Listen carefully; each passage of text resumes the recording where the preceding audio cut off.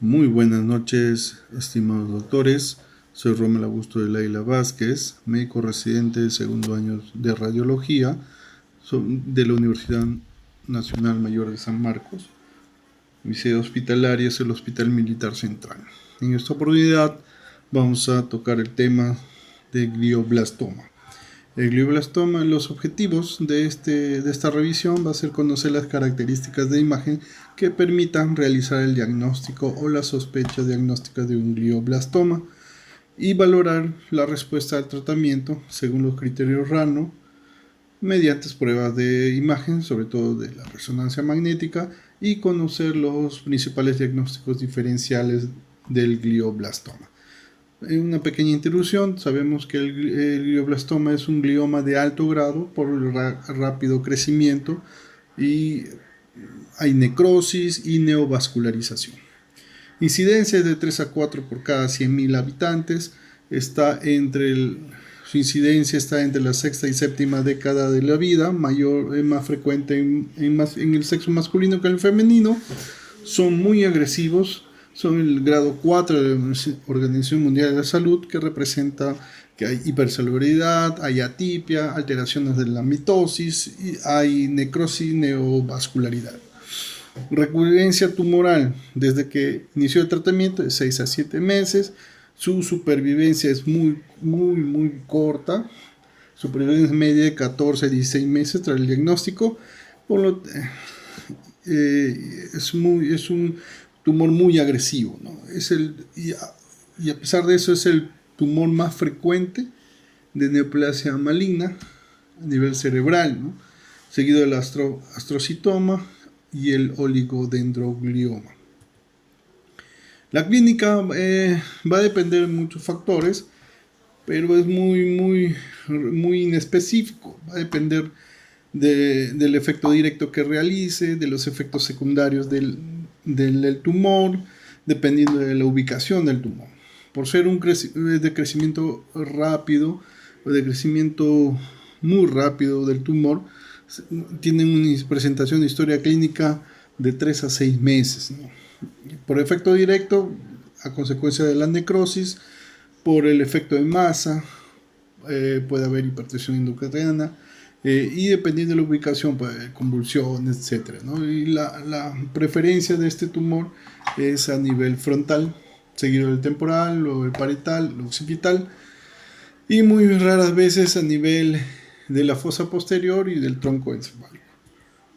El glioblastoma es un glioma difuso, tipo en el adulto, que va a depender básicamente de que si está o no está mutado el gen que, que, que produce la isocitrato deshidrogenasa, ¿no? Si está presente la mutación, es una mutación, es un IDH mutante. Por lo tanto, ya no va a ser clasificado como glioblastoma, sino como astrocitoma o el oligodendroglioma, dependiendo si hay codelección de estos dos cromosomas. Y en las imágenes vamos a poder ver que en realidad hay una pérdida o no hay un realce al contraste endovenoso. Ahí están de bordes bien definidos, una pérdida, no hay mucha necrosis. Y vamos a ver en imágenes que el oligodendroglioma casi no va a haber mayor grado de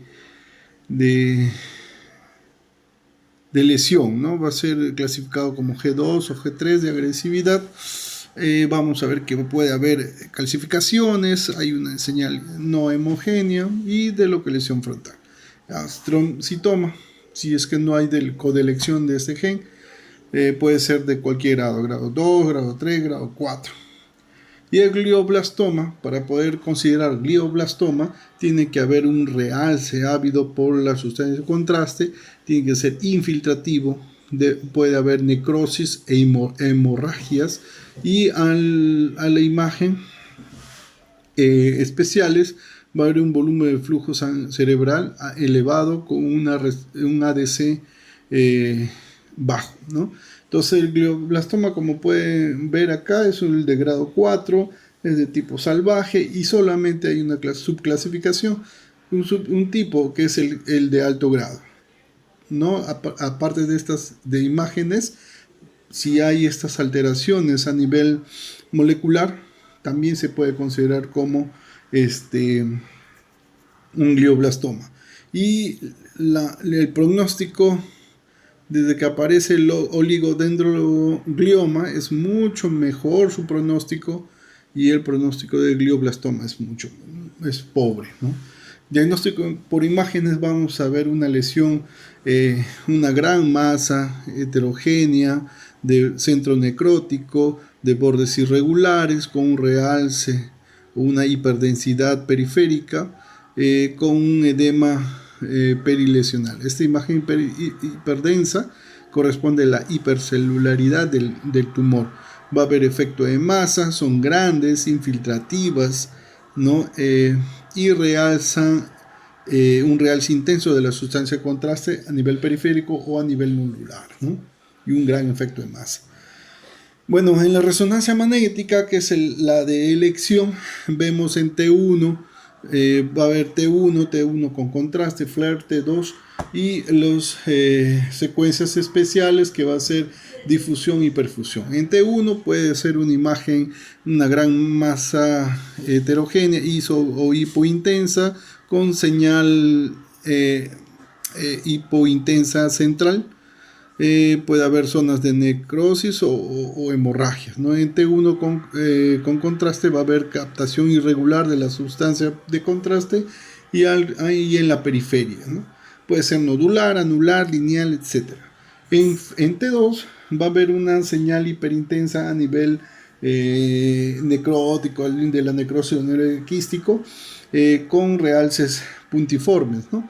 Y en el FLAIR va a haber una alta señal en la periferia, con zonas hipointensas, y se puede ver una zona perilesional hiperintensa. Y en las secuencias especiales de difusión y perfusión, vemos que en la difusión hay un discreto aumento de señal, como podemos ver en la imagen de la superior derecha, un aumento de la señal, una hiperintensidad periférica y central, ¿no? Y en FLAIR vemos que hay una hipodensidad o una intensidad disminuida, con un gran realce, una gran hiperintensidad periférica, ¿no? Que al contraste vemos también una ávido captación del contraste grueso periférico con un centro necrótico, y además podemos ver áreas de hiperintensidad o de captación del contraste contralateral. En la difusión, como vemos, hay restricción en la difusión, con un ADC, un descenso de la señal del componente sólido, periférico y central, ¿no? Y una alta señal en el componente necrótico. Y vemos el gran edema perilesional alrededor. Y en perfusión vamos a ver básicamente aumento del volumen cerebral sanguíneo relativo con respecto al parénquima sano contralateral. Dice que mayor a 2 veces de respecto al sano, y es un diagnóstico definitivo. Es una gran ayuda para hacer el diagnóstico de glioblastoma. En conclusión, vamos a ver que en esta zona vamos a ver un edema un tumor infiltrante con un edema perilesional, un centro necrótico, un anillo grueso irregular con realce grueso periférico y algunas zonas nodulares del contraste, ¿no? Un marcado efecto de masa, donde vemos desviación de la línea media, y que está infiltrando a través de la sustancia blanca del cuerpo calloso la zona contralateral. El tratamiento de estos tumores va a ser un conjunto entre cirugía, radioterapia, quimioterapia y algunos medicamentos antiangiogénicos e inmunoterapia. Seguimiento va a ser postquirúrgico con resonancia magnética entre 24 y 48 horas, con el objetivo de buscar restos tumorales que captan la sustancia de contraste, o vemos si es que hay una isquemia periquirúrgica. Y vamos a ver también el seguimiento de estas lesiones cada 2 o 3 meses para valorar la respuesta al tratamiento, ¿no? Vemos en estas imágenes donde todos son en cortes axiales, en T1 con contraste. Vemos un realce al inicio periférico, ¿no? En el lecho quirúrgico, pero conforme avanza los seguimientos, este realce va disminuyendo hasta el último control, donde no hay señal, no hay nueva aparición de un nuevo tumor. Entonces es una respuesta total del tratamiento, ¿no? Acá vemos el seguimiento. Se va a utilizar los criterios RANOS, que son las iniciales de la evaluación de respuesta en neurooncología, donde vemos toma criterios de resonancia magnética en secuencia de T1 con sustancia de contraste y T2 FLAIR.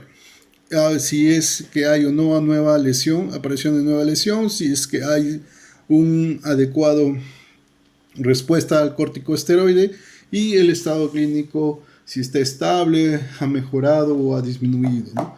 Y básicamente vemos si hay una aparición de una lesión, directamente pasa a una progresión de la enfermedad. Ahora, si no hay, no hay un realce a la sustancia de contraste y no hay nuevas lesiones, estamos frente a una respuesta completa al tratamiento. Si hay una impregnación mayor o igual al 50%, es decir, no hay una impregnación, estamos en una respuesta parcial. Pero si hay una disminución de la lesión menos del 50% o un realce de la lesión que ha aumentado en menos de 25%, estamos en una enfermedad estable. Ahora, si el realce es mayor o igual al 25% de esta lesión, o sea, ha aumentado, estamos frente a la progresión de la enfermedad.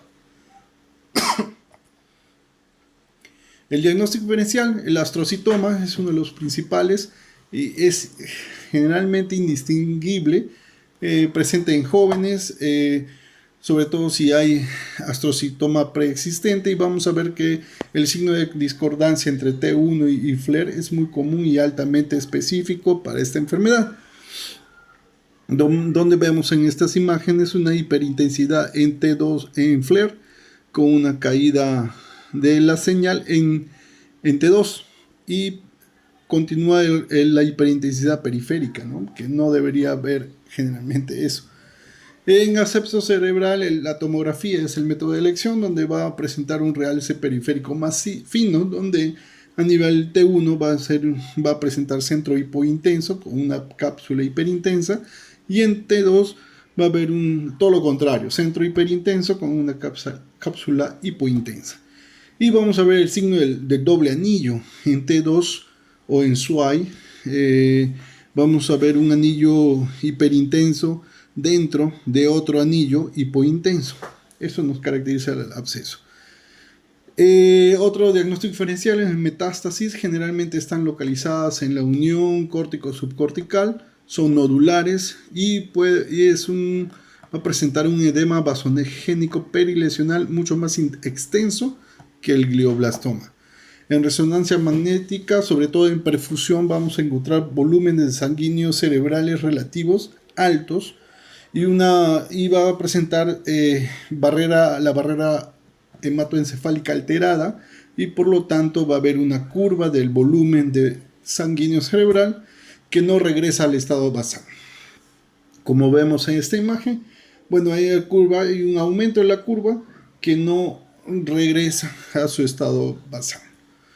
Otro diagnóstico diferencial, el linfoma primario, generalmente pensarlo en aquellos pacientes que están inmunodeprimidos, porque va a haber una extensión de la necrosis. Un RCB bajo, restricción a la difusión, y sobre todo en la relación ADC tumoral con ADC, la sustancia blanca normal menor a 1, representa el 100% de que es un linfoma.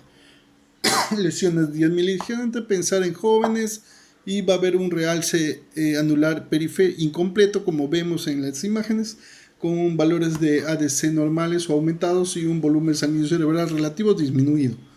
La neurocisticosis depende de cada estadio, y la toxoplasmosis, sobre todo, va a haber un contraste anular en anillo, pero en exploraciones tardías va a haber un llenado central, ¿no? Puede haber calcificaciones, etcétera.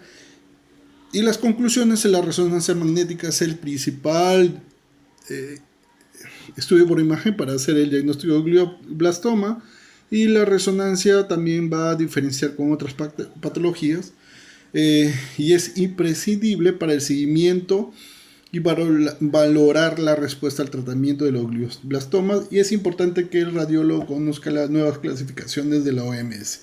Ese es todo, esta es la bibliografía. Muchas gracias por su atención.